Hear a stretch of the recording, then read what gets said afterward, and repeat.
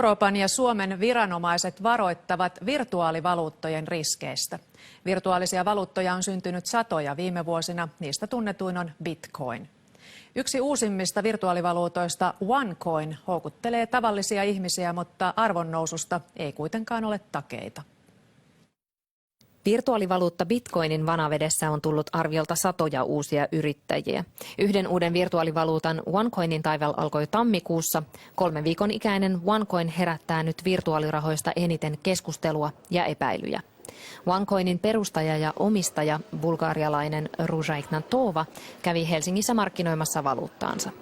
We want to make a coin for the people and not a coin for the high-tech people. And I have not seen cryptocurrency being marketed properly by business people. OneCoinin tapauksessa itse virtuaaliraha on ainakin alkuun toissijainen seikka. Asiakkaille myydään OneCoinien sijaan jopa tuhansien eurojen koulutuspaketteja muun muassa virtuaalivaluuttasijoittamisesta.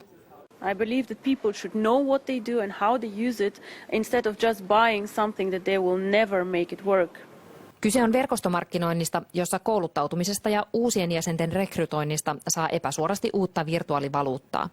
OneCoinia epäillään tällä hetkellä pyramidihuijaukseksi.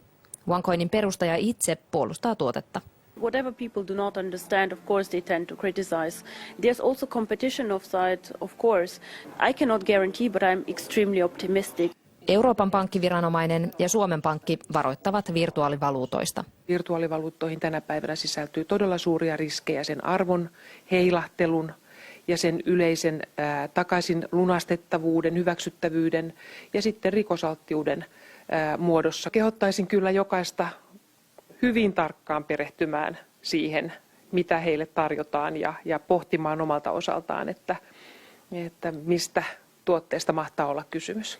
Yhtiön mukaan OneCoinilla on yli 70 000 jäsentä ja suomalaisia näistä on yli 2500.